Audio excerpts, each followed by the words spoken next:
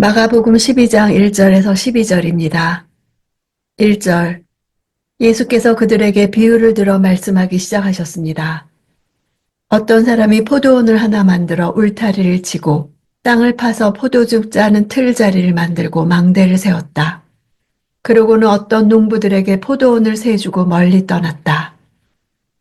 이 비유는 당시 팔레스틴 지역에서 흔히 볼 수 있었던 부재지주와 소작인과의 관계에서 나온 것입니다. 외국인 지주나 디아스포라 유대인들이 자신의 땅에 소작을 주었습니다. 예수님 당시에도 요단강 계곡 북부 지역 전체와 갈릴리의 고지대 상당 부분을 외국인 지주들이 차지하고 있었습니다. 포도원 주인이 포도원을 개척해서 투자한 자본금을 회수하고 이익을 얻기 위해서는 상당한 기간이 걸렸습니다. 포도나무는 심은 지 5년이 지나야 상품적 가치를 지니는 열매를 맺기 때문에 4년 동안 포도원 소작인들은 아무것도 상납할 수 없고 포도나무 사이에 곡식을 심어 생계를 유지하거나 지주로부터 경제적 지원을 받아야만 했습니다. 따라서 포도원 주인이 포도원을 만들어 농부들에게 세를 주었다는 말은 포도원에 필요한 환경만을 준비하는 것으로 끝나는 것이 아니라 4년 동안은 아무런 이익 없이 계속적으로 투자해야만 한다는 것을 의미합니다.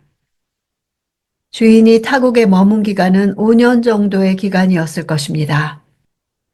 이것은 하나님께서 유대 종교 지도자들이 신앙의 열매를 거둘 수 있는 충분한 시간을 제공하셨고 오래 참고 기다렸음을 의미합니다. 2절.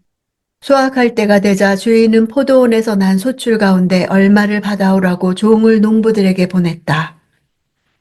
수확할 때에서 때는 카이로스입니다. 결정적 순간, 즉 실과를 거둘 때를 말합니다. 일반적으로 소작료는 수확량의 절반에서 4분의 1 정도였습니다. 주인은 소작 농부들에게 받아 마땅한 소작료를 요구하기 위해 종을 보냈습니다. 당시 유대법에 의하면 지주가 연속으로 3년간 소작인에게 지주의 몫을 받아가지 않으면 소작인이 포도원 소유주가 될 수 있는 법이 있었습니다. 그래서 주인은 자신의 소유권을 주장하기 위해 3년 내에는 반드시 소작료를 받아야 했습니다. 4절. 그러자 주인은 그들에게 다른 종을 보냈다. 그러나 그들은 그 종의 머리를 때리고 모욕했다.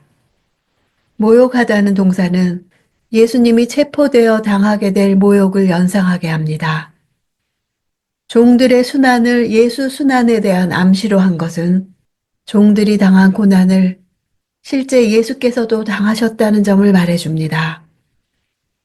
웬만한 지주라면 폭력으로 보복을 하고 계약을 무효화했을 텐데 하나님은 그렇게 하지 않으셨습니다.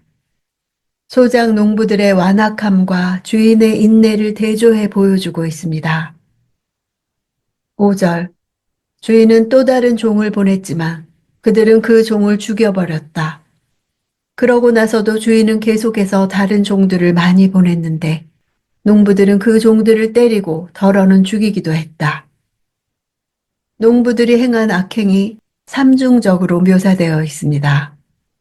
그런데 그때 사용된 동사들이 모두 종교적 의미가 있는 단어들입니다.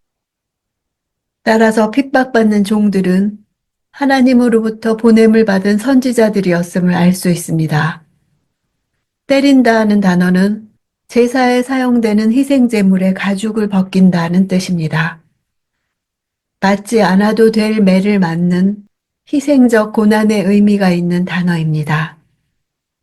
종들이 맞는 것은 자신들이 무슨 잘못이 있어 고난당하는 것이 아니라 사람들의 죄로 인해 대신 희생제물이 되는 것과 동일한 희생입니다. 죽인다는 단어는 죽이다는 단어 앞에 강조하는 전치사가 붙어서 처절한 죽음을 나타내고 있습니다. 하나님 일을 하다가 겪게 될 순교적 죽음이란 의미로 사용되었습니다. 의로운 핍박을 받는 선지자나 성도들이 고난받는 모습을 나타낼 때 사용되었습니다. 예수는 지금 이 비유를 듣는 사내들인 공의회의 무리들에게 과거 구약시대의 선지자들로부터 얼마 전 세례 요한의 죽음에 이르기까지 그 죽음의 책임을 묻고 있는 것입니다. 6절. 주인에게는 이제 단 한 사람, 바로 사랑하는 자기 아들이 남아 있었다. 그는 마지막으로 아들을 보내면서 그들이 내 아들은 존중하겠지라고 말했다. 마침내라는 말은 마지막 수단을 나타내는 말로 최후의 결단을 내리는 주인의 비장한 심정을 나타냅니다. 존중하다라는 단어의 원래 뜻은 방향을 바꾸다, 마음의 태도가 이전과 달리 바뀐다는 뜻이 있습니다. 유대 종교 지도자들의 완악한 마음이 바뀌어 그리스도에 대해 존중해 줄 것을 바라는 하나님의 기대감을 느낄 수 있습니다. 하나님이 유대인들에게 가지는 기대와 사랑을 말해주는 것입니다. 7절. 그러나 농부들은 자기들끼리 수군거렸다.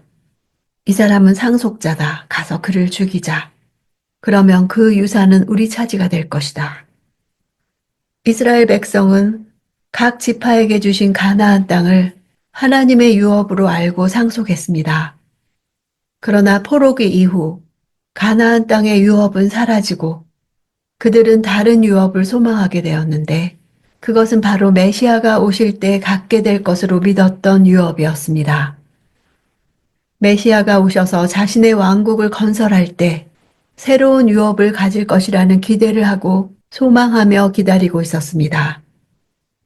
그리고 이 유업은 마침내 예수께서 오심으로 영적으로 이루어졌습니다. 이런 의미에서 볼 때 이 비유는 유대인들의 어리석음을 생생하게 보여줍니다. 악한 농부로 비유된 유대 종교 지도자들은 하나님께서 보내신 메시아를 믿어 영적 유업을 차지하는 대신 그를 대적하고 죽이려고 했기 때문입니다. 농부들은 주인이 직접 오지 않고 그의 아들이 온 것을 보고 주인이 포도원을 아들에게 유업으로 남기고 죽은 줄 알았습니다. 또는 주인을 어리석고 무능한 사람으로 여겼습니다. 포도원 수확을 받아내기 위해 보냈던 종들이 상해를 입거나 죽임을 당하는 상황 속에서도 농부들에게 징벌이나 복수를 하기는커녕 오히려 자기 아들을 보냈기 때문입니다. 따라서 그들은 3년간 소출의 이익을 주는 것을 거부했고 마침내 아들만 죽이면 포도원은 주인 없는 땅이 되어 먼저 차지하는 사람들의 것이 되는 줄로 알았습니다. 그들이 수군거리며 모의하는 장면은 대제사장들과 율법학자들이 예수님을 죽일 방책을 모의하는 장면과 일치합니다. 10절. 너희는 성경에서 이런 말씀을 읽어보지 못했느냐? 건축자들이 버린 돌이 진모퉁이의 머릿돌이 됐다. 예수님은 불신하는 지도자들에게 메시아에 대한 그들의 배척마저 성경에 예언되어 있음을 보여주셨습니다. 유대 종교 지도자들이 예수님을 끌어내 죽이려는 것을 건축자들이 잘못된 판단으로 버린 돌로 말씀을 이어가고 있습니다. 유대인들에게 아들에게서 돌로 옮겨간 생각은 쉬운 일이었습니다. 왜냐하면 히브리어에서 베는 아들이라는 의미이고 에베는 돌이라는 뜻이기 때문입니다. 그들은 예수님을 시험한 후에 버렸고 주인의 아들마저 거부하고 포도원 밖으로 내던져 죽였으나 그 아들은 죽임을 당하는 것으로 끝나지 않습니다. 죽임을 당할 아들이 최종적으로 어떻게 될 것인지에 대해 예수님은 시편을 인용해 말씀하십니다. 건축자들은 스스로 하나님 나라를 건설하는 자들이라 자부하는 유대 종교 지도자들을 가리킵니다. 모퉁이에 있는 머릿돌은 건물을 한꺼번에 떠받치는 기초석입니다. 이 돌은 두 방향으로 물리게 되며 양쪽에서 오는 압력을 받기 때문에 이 돌이 빠지면 건물이 내려앉습니다. 하나님은 유대교가 배척한 예수님이 옳다는 것을 입증하실 것입니다. 그들은 예수님을 시험한 후에 버렸지만 예수님은 교회의 기초가 되셔서 그 위에 모든 민족이 함께 지어져가는 새로운 교회 공동체의 머릿돌이 되신 것입니다. 예수님이 머릿돌이라 함은 기존 성전이 무너지고 새 성전이 세워질 것이며 그 성전은 예수를 머릿돌로 삼은 성전이란 뜻입니다. 사람들에게 버림받은 예수를 하나님이 존귀케 해주신 새 나라이며 하나님의 약속들을 상속하는 새 백성들로 이루어진 나라입니다. 사람을 두려워하고 변화를 두려워하며 수치를 두려워하는 마음으로는 예수님이 이루실 나라에 참여할 수 없습니다. 종교 지도자들은 자기들을 가리켜 하는 말인 줄 알아차렸습니다. 나에게 하신 말씀인 줄 깨달을 때 교만과 마음의 완악함과 자기중심적 자아가 무너지는 전 인격의 변화가 일어나야 합니다. 예수님을 머릿돌 삼아 날마다 말씀 위에 새롭게 세워질 것을 소망합니다.